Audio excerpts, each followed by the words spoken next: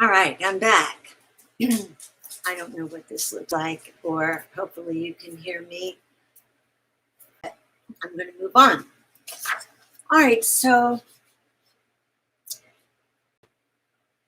I think the best thing to do is first say that Doug Vogt, that wrote this book, lays out what he considers the theory of multidimensional information. To understand this, I had to go back through, I'm really right in the middle here. I'm going to have to add a lot to this, but let's just stay with it so you can be thinking about this.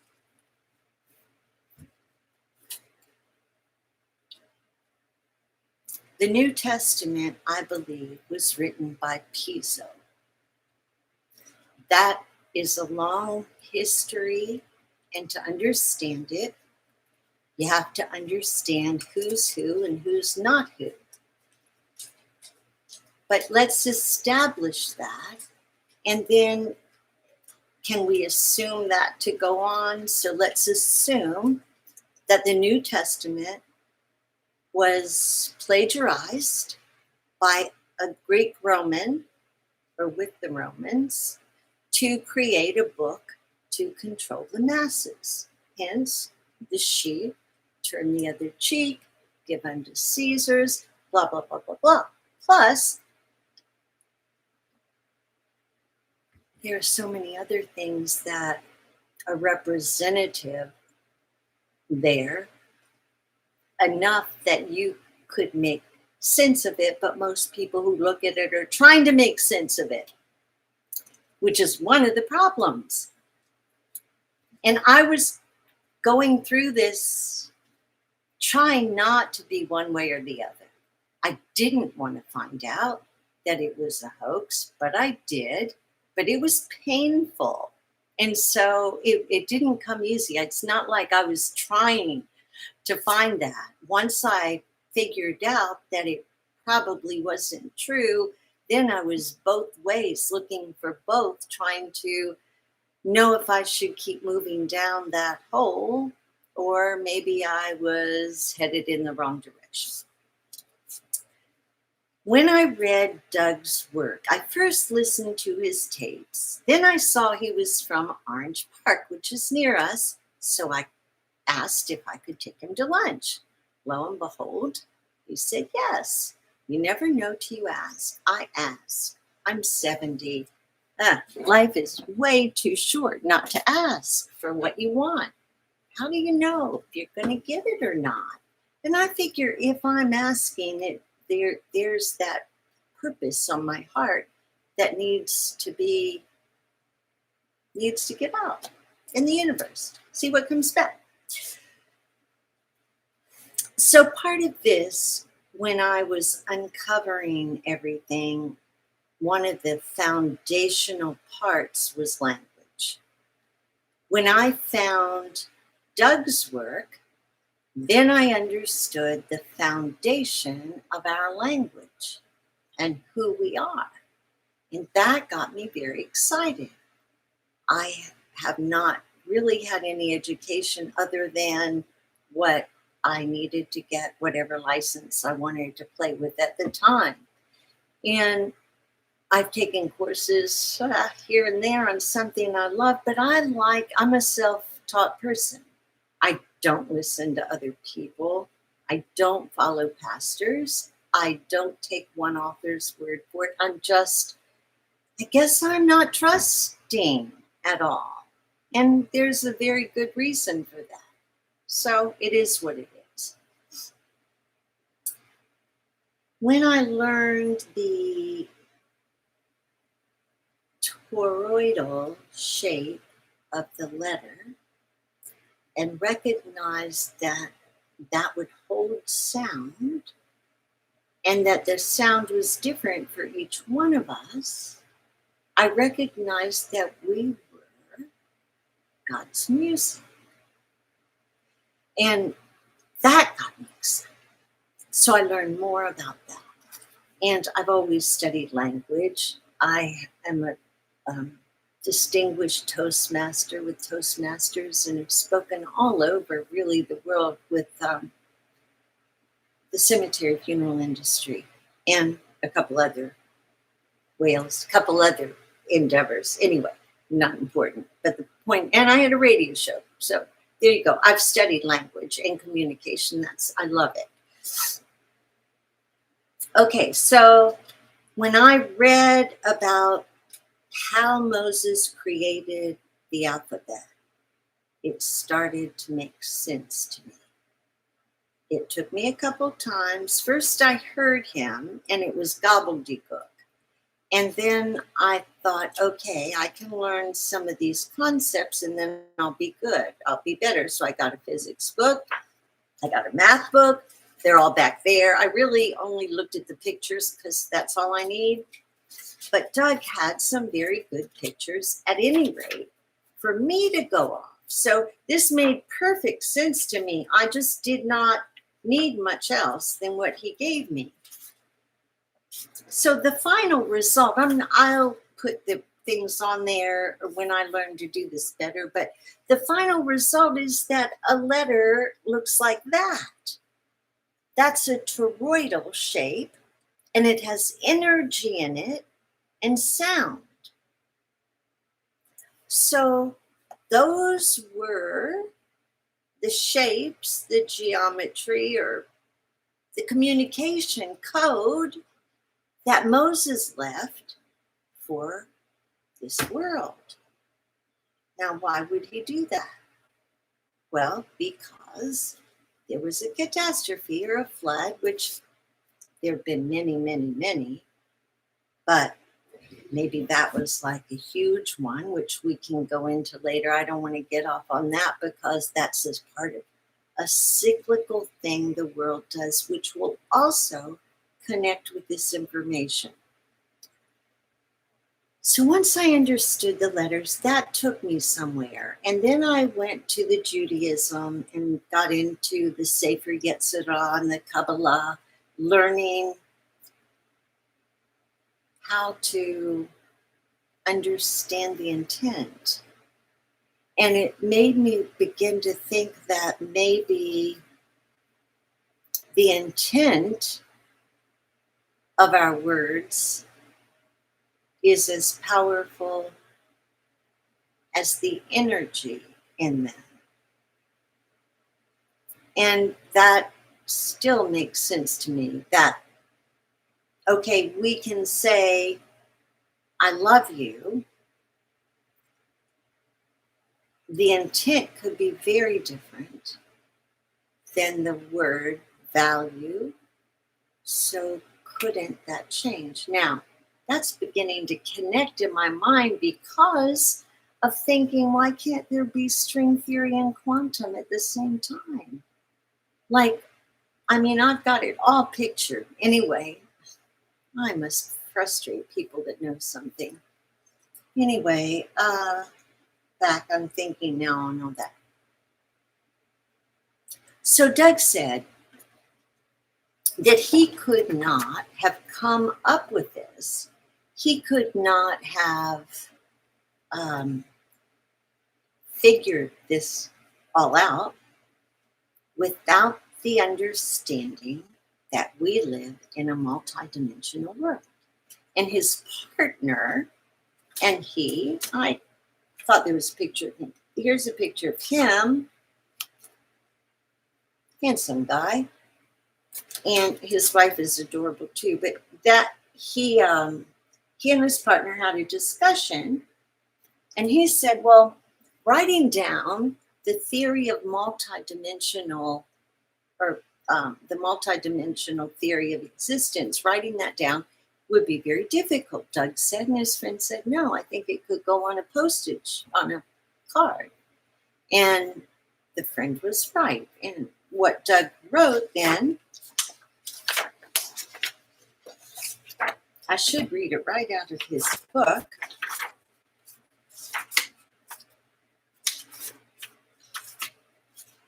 Yeah, we'll do that.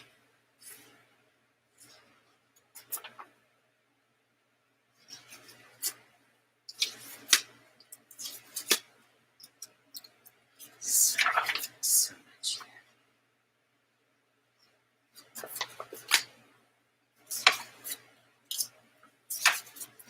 Well, let me read it out of his book.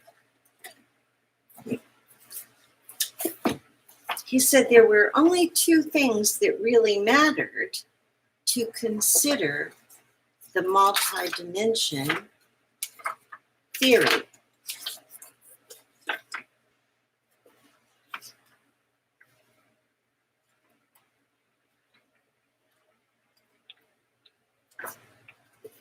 It's right in front of here. He also wrote just one book on it, which I could pull out and would make this easier. Okay, here we go. The Basic Theory of Existence and God.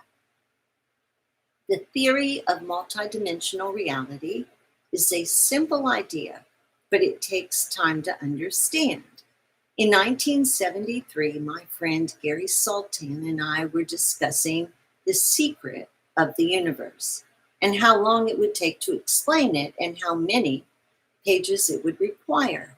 I thought it would be at least a 50-page thesis. My friend thought it would fit on a 3x5 index card. He was right. It can fit on one index card with room to spare. How the universe works distills down to these two sentences. Are you ready? Everything in the universe is made up of information that exists in another time-space relationship that acts as a computer.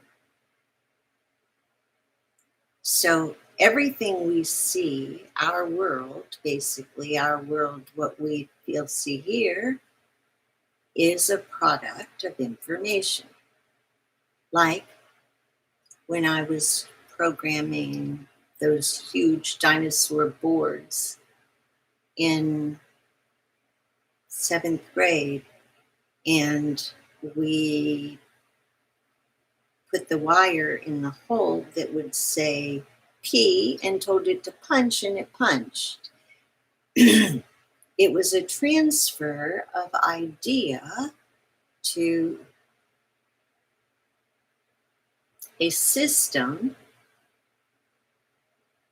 of matter that processed that matter into an action that resulted in a product, which is what we are.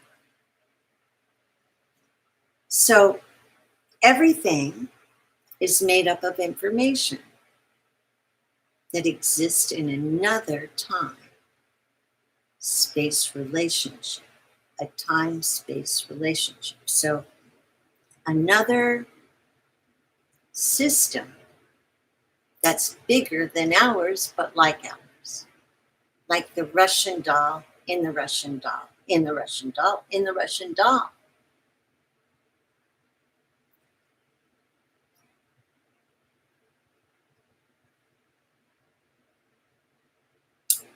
Two, the operating system and the one who created the information is God. As long as he thinks the universe, it exists. So there is one that created the program that created the program. That's not correct. So here's a good analogy. When I ran cemeteries, sometimes I would, I don't know if that matters or not. When I first started places and people would die at night, and before I hired people, they'd call me. And so my computer was linked in with what was called PC something.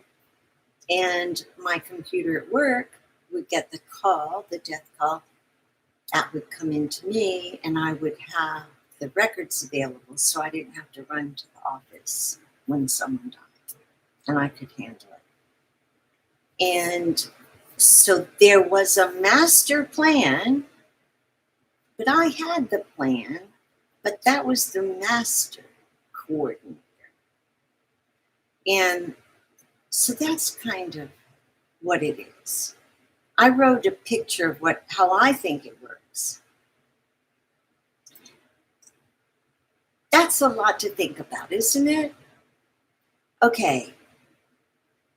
Maybe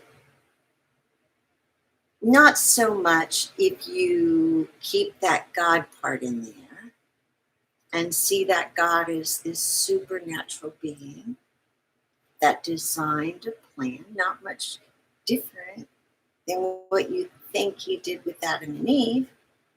You just think that he took a bone in the earth and made a person. In a way, that's right, because we are soil or matter and atoms and magnet and iron and carbon is the physical part of us. So there's truth in everything, just not complete truth. And some truth is intended to manipulate. And we've always got to watch out for that. I've got a whole list of things that I look for when I'm researching to make sure that I'm not being manipulated because it's easy, or that I'm not manipulating the information. With me, I don't worry about that too much because it's me and the information, and I know what I want, and it's truth. And so that there's a fine line there. So I use my list. But now, if you use those two conditions, you can build a model that explains the universe.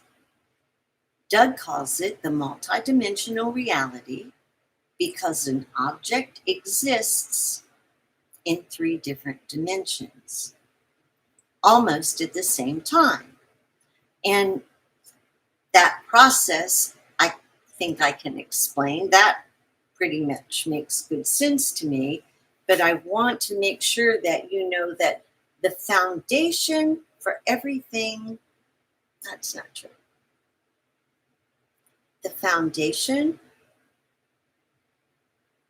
for the background and the basis for my conclusions come from a little bit of everything I've learned, but primarily from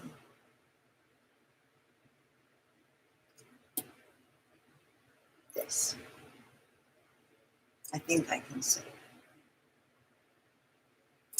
And I believe that he has something here, and I have another part of it, I think. I think I have something to add to this. Not that he would want it or to get into it, but I'm always looking for the spiritual aspect.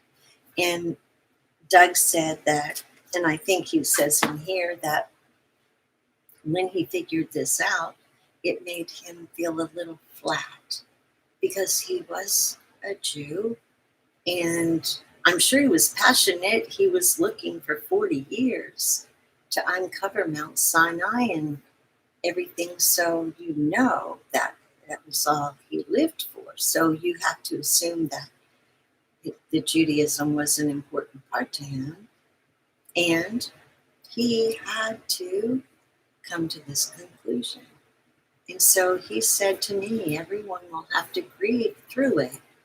And I told him, well, that's right up my alley. I know grieving like my back of my hand. I've taught it and coached and loved people through it for a long, long time.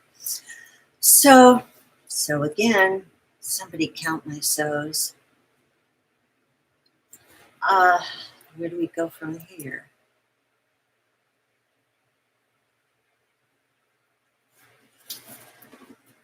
Let me go here. The part of it that's really difficult to explain, as you can imagine, is the Aristotle piece. That's important. And what I believe it does is a number of things. First of all, it sets you up to understand how the extent of the deceit that Aristotle is not real. And what's the other guy that Doug was laughing? Euclid was the math guy. That's a hard piece to try. Well, that's not as hard as Piso, but so I can probably get there. I'm going to leave you with a couple more things here. Here's what I'll start on next. I've got to go take the dog for a walk. Here's what I'm going to start on next. Plato believed in a world of forms and a world of matter. So they were separate. There were forms and matter. So there was an apple, and then there was the life of the apple. Aristotle believed that the apple and its spirit or energy or innards or whatever were one. So form and matter were one. That's a huge thing to try and get in your mind to move forward. The next part of this is a lot of dates and names that are hard to pronounce. But I think the next part will be another half hour, and then we'll be getting somewhere, and I can begin to share with you the revelation that brought this all together.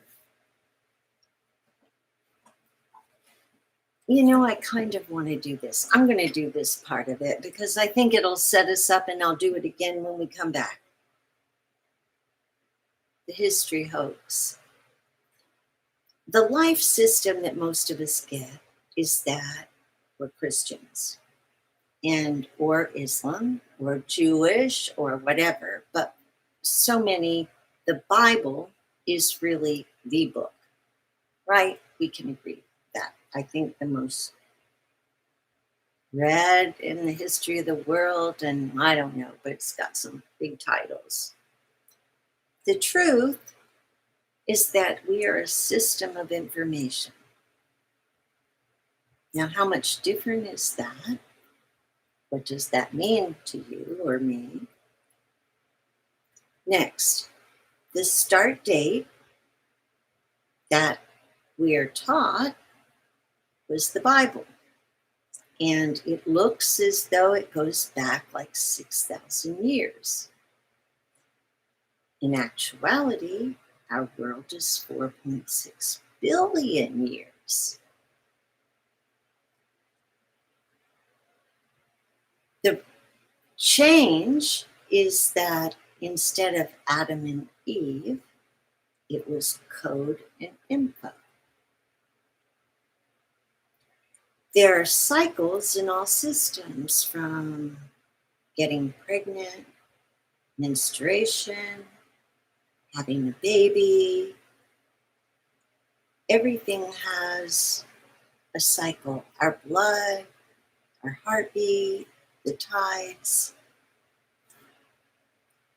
That's omitted from the Bible. In some ways it's represented, but not accurately and not with integrity. We're really led astray. The truth is that everything is compartmentalized, and if we don't embrace all of nature, we can't understand any of nature. That's my contention. Not all of it and being a genius about it all, but knowing what a rock is. People. The next part will include Adam and Eve, Moses, Joseph, Abraham, Aristotle, Plato, and some of the people that actually are known to have existed. We'll talk about how many epochs the world has been through and the changes it's seen, how many life forms, and how many types of humans are known to have lived at this point. Then we'll talk about the saviors, how Jesus was one, and that was a narrative that had been followed over and over and over. Horus, Isis, 16 was the last count. Same date because it's based on space and our world, our universe, and the cyclical nature of everything, the catastrophes, the whole ball of wax. Those stories are meant to teach us. Okay, so what are the results of our thinking wrong? They're huge. We've become sheep. When in reality, we're a construct in a system, and our construct has leverage and latitude and longitude. And I think we need to begin to understand it. Is that a revelation? It is for me. It helps me know not to have expectations of people. And we're not there yet, but we'll get there. So they proposed the Bible. I propose that the Bible is, as Doug says, a code system that applies to everyone.